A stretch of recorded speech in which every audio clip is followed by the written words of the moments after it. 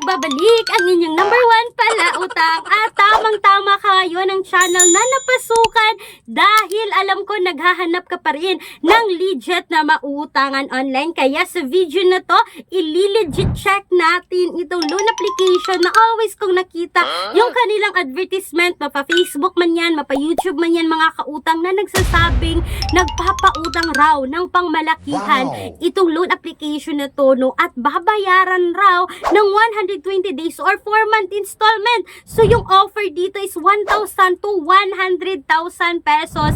At yan yung i-legit check natin mga kautang kung qualified ba kayo sa pag-utang dito. At kung hindi naman ay huwag kayong mag-alala dahil sa video na to magbibigay naman ako ng mga alternatives loan app na pasok talaga sa inyo mga kautang. But ngayon hayaan nyo muna ako na subukan natin, sabay-sabay nating panoorin kung maaasahan ba. Hello mga kautang, welcome back dito sa aking channel. This is Clarice, ang inyong number 1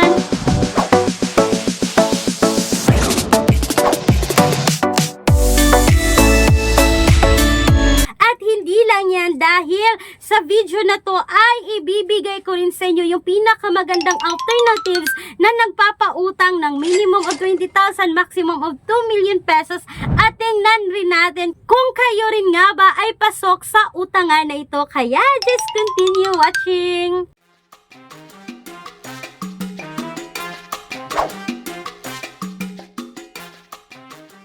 So ito na nga mga kautang, it's all about my pera, peso, cash loan. My pera, my pera, my pera. Always ko itong nakikita sa advertisement sa Facebook mga kautang na under ng Lucky Shell Fintech Lending Incorporated. Mga kautang, ito po ay naka-SEC registered submitting entities sa CIC or sa Credit Information Corporation but not accessing entities sa CIC. So hindi sila nag-a-access, no? Kaya ito na nga, dalian na natin itong mga kautang, i-legit check na natin ito ngayon. Dahil nakita ko agad itong comment ng isang commenter noong January 9, 2025 na sabi niya dito, I highly don't recommend this app. What? Why? Because it's giving me more debt. Hala, nalulubog lang daw siya sa utang. Dahil sa 1,000 pesos na loan niya dito mga kautang, no? Nakita talaga niya doon, no, na 125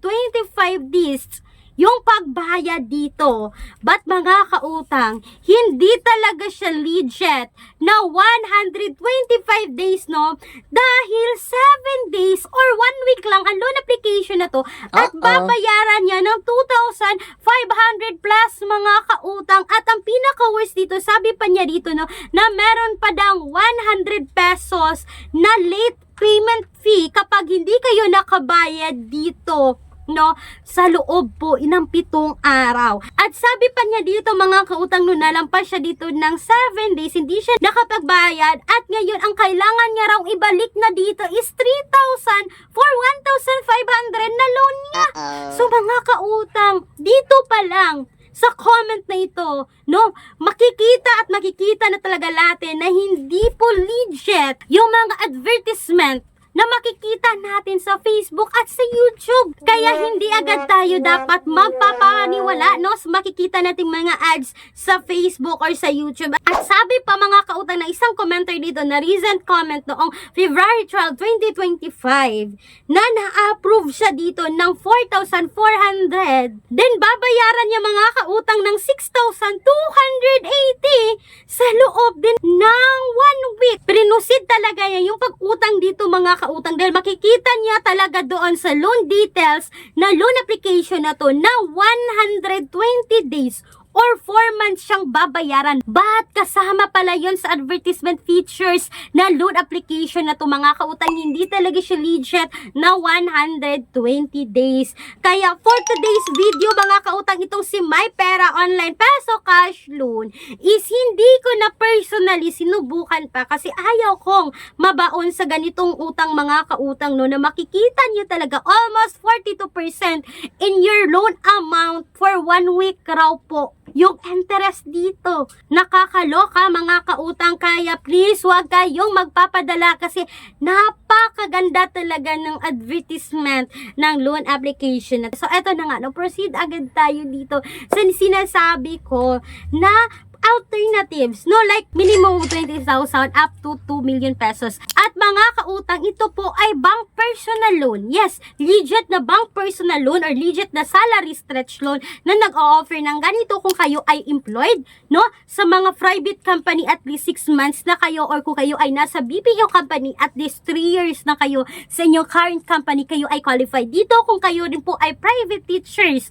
no? Sa mga private institution, kayo rin po ay qualified dito. At kung kayo ay doctor or mga nurses sa mga private hospital, mga kautang, kayo rin po ay qualified dito. And sad to say, meron din qualifications pagdating dito na hindi po qualified yung mga public teachers dito or yung mga government employee pagdating sa offer na ito. Pero kung alam nyo mga kautang, kayo ay qualified dito, nakita nyo talaga na pasok kayo dito dahil nangangailangan po na kayo po ay merong monthly income na 20,000 pesos. So for more details nito, you can email me right away, clariza@gmail.com. And please take note, all applications submitted is subject for bank approval. So, mag-i-evaluate pa yan ang bangko, mga kautang, no? Kailangan natin mag-antay ng 3 to 10 banking days. Usually, mga kautang, 1 week lamang po ay may result na kung tayo ay approved dito or hindi. So, mga kautang, sana po ay nakatulong itong quick review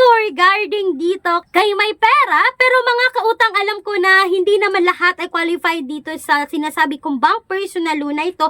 May mga alternatives tayo, no, na makikita natin ngayon sa description box ng video na to, na ito po ay mga applied direct website. May mga offer dito na 0% interest pero nasa mga 10 days lang, 0% interest na nasa 7 days lang. Like mababanggit natin dito si Digido at si Manikat, which is itong si Digido at Manikat, mga kautang, for me is nakakatulong rin, makakatulong din sa atin kapag tayo ay may pangmadali ang emergencies, lalo na mga kautang pagkatapos ng 7 days ay may fund tayong darating, so makapagbayad tayo in time dito na walang interest rate. So, hindi ibig sabihin na nabanggit ko itong mga alternatives na to ay subukan nyo na agad. Please, do a research pa rin bago mag-apply sa kahit anumang utangan online. So, mga kautang, that's all for today's video, no? Huwag nyong kalimutan na itong si May Pera ngayong 2025 ay hindi po recommended para sa akin. Once again, this is Clarice, ang inyong number 1 pala utang, dahil utang is life. Bye-bye mga kautang!